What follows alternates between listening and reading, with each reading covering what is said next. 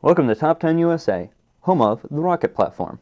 Please follow our installation procedures and be sure to use appropriate ESD standards and techniques throughout the installation process. If these procedures are not followed appropriately, damage to your SAN as well as data loss may occur.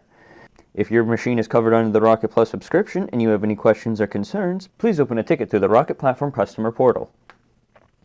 Thank you for purchasing your pre-configured Dell EqualLogic SAN from the Rocket Platform. This instructional is to help you with the installation of your new array. With the purchase of the pre-configured system, you are also provided with a rack mount kit designed for your system. Take the kit and insert it into the desired rack position. Once the rails have been secured, locate the chassis. The chassis will have the power supplies and control modules already installed into the rear of the chassis. Insert the chassis into the rack where you have just installed the rails. Once the chassis is in place, remove the faceplate. To remove the faceplate, take the Dell issued key and turn the lock in a clockwise direction. Next to the lock is a black tab. Lift up on the black tab and the faceplate locking mechanism will release, allowing you to remove the faceplate. On the front bezels of the array you will see two thumb screws. These screws secure themselves onto the screw slots built into the rails that were provided. Now that the chassis has been inserted, you will need to install the drives into the chassis. The drives were left out of the chassis to prevent any damage to the drives due to their fragile nature. To insert the drive into the slot, depress on the tab of the drive and open the arm of the tray all the way. Insert the drive into the slot, ensuring the drive connector is facing in towards the center of the chassis. When the drive is inserted around 90% of the way, the arm will begin to catch in its slot. Once the arm catches, push inwards on the arm, forcing the drive to seat the rest of the way. Repeat this process until all of the drives have been inserted into the chassis. Once all the drives have been inserted, reseat the faceplate. To attach the faceplate, slide the faceplate into the right-hand bezel from the left-hand side. Once the faceplate has been seated in the right-hand bezel, push straight back on the faceplate until you see or hear the black tab click into place. Once in place, take the Dell issued key and turn the lock in a counterclockwise direction. Now head to the rear of the array. From the rear of the chassis, we can see the control modules and power supplies. Prior to cabling the array, it is recommended that you reseat the components in the rear to ensure a good connection between the components and the chassis. Start with the control modules. Depress on the orange tab in the center of the module and pull the black lever behind it all the way open. Once the lever is opened all the way, pull the controller halfway out of the slot, then insert it back in. When inserted around 90% of the way, the lever will catch in its slot. Once the lever has caught in its slot, push the lever inwards until you see or hear an orange tab click into place. Once clicked into place, attempt to pull the controller straight back out of the slot without releasing the locking mechanism. If the controller stays in its position, it has been seated properly. If the controller moves around freely in the slot, the controller must be reseated until properly seated. Repeat this process on the other controller. After reseating the controllers, you must now reseat the power supplies. Push the orange tab on the supply inward while pulling back on the metal bar.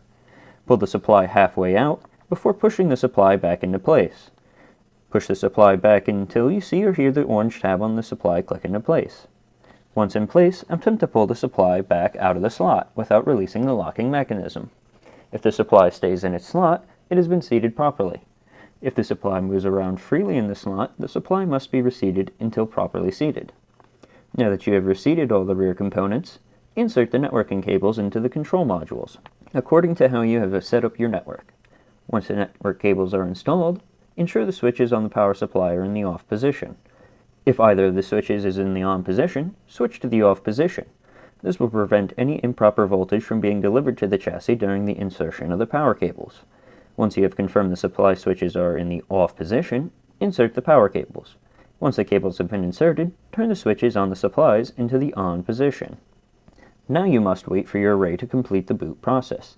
When the boot process has completed, the controllers in the array will be in the active and secondary states. When the controllers are in the active and secondary states, they will display certain indicator lights. The controllers have 3 indicator lights attached: the PWR, ERR, and ACCT lights. The PWR light indicates whether or not the control module is receiving power. The ERR lights indicate when there is an issue during the boot process on the control module. The ACCT light indicates the activity status on the control module. When the controller is in the active state, the indicator lights on the controller will have a power light lit up green, and the ACCT light lit up green as well. When the controller is in the secondary state, the indicator lights on the controller will have the power light lit up as green, and the ACCT light lit up as amber. When the array has finished its boot process, take the null modem serial cable provided and plug it into the serial port on the active control module. On your computer that has the other end of the serial cable plugged in, open up PuTTY or a similar SSH/serial client. Select the serial option and set the baud rate to 9600. Open up the connection, then hit enter. After hitting enter, you will see a login prompt. The default username for the array is grpadmin with a default password of grpadmin. Once logged in, you will be prompted to configure the networking settings of the array. Type Y, then hit enter. You will be asked if you wish to proceed.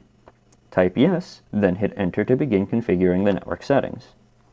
Your first selection will be to set the member name. This name is to be set as the unique name for the particular array. After inputting the member name, you will be prompted to select the first port on the member to activate. Depending on the control module, the options will range from ETH0 to ETH3.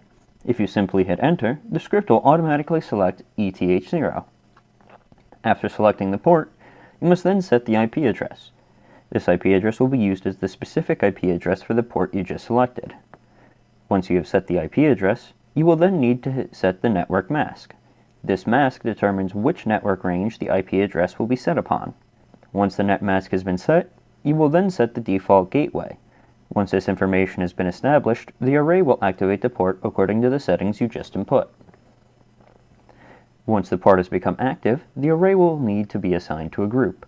If you already have an EqualLogic group and wish for this member to join that group, input the name of the group followed by the group IP address. Once the connection to the group you wish to join has been established, you will be prompted to enter the member management password. This password is specific to allowing the addition of new members to the group.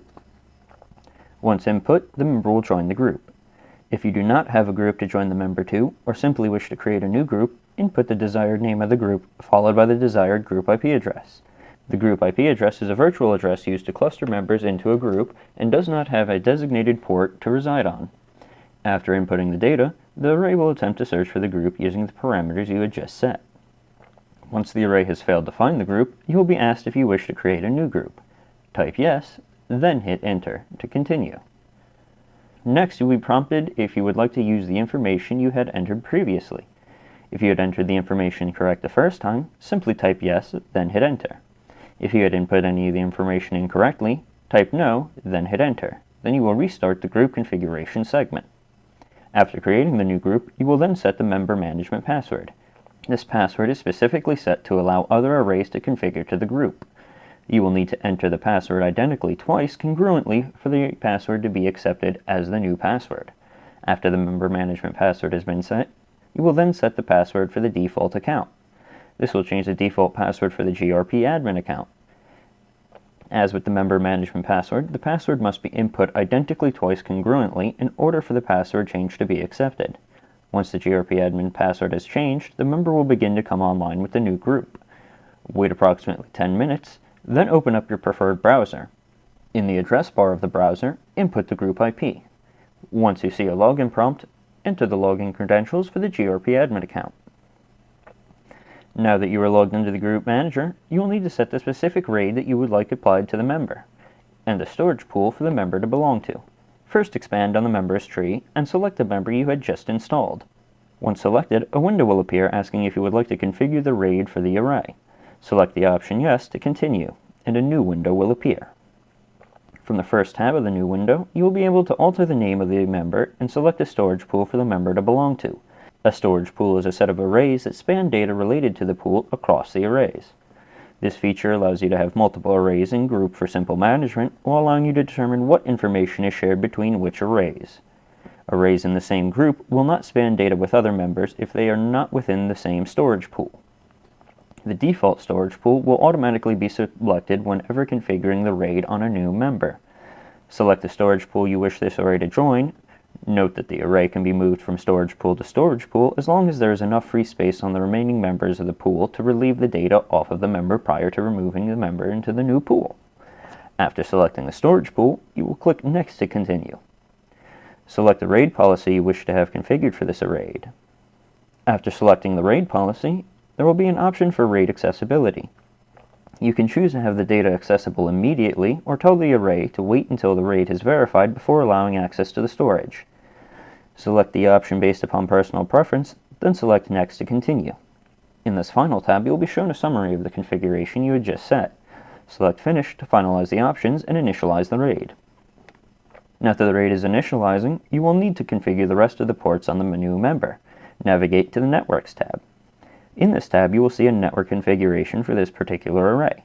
The port you had configured during the initial configuration will show up with the specific settings assigned during the initial configuration, while the other ports will be grayed out with no information for either the IP or net mask. Double-click on one of the grayed out ports and a window will appear. Input the desired IP address and net mask, then select the option Enable Interface. Select OK to enact the changes on the port. The port will now activate with the settings applied. Repeat this process until all ports are now active. If you chose to wait for the verification of the RAID before allowing accessibility, you must wait for your RAID to verify before using the array. If you chose to allow accessibility immediately, you may now begin using the array. If any issues arise during the installation process or you have any questions or concerns, please contact us directly. Thank you for choosing the Rocket Platform, the evolution of hardware maintenance. Thanks for watching. This has been another video by the Top 10 USA Video Production Team. We look forward to sharing more content with you going forward, so please check out our YouTube channel and please subscribe so that you get notified whenever we release a new piece of content.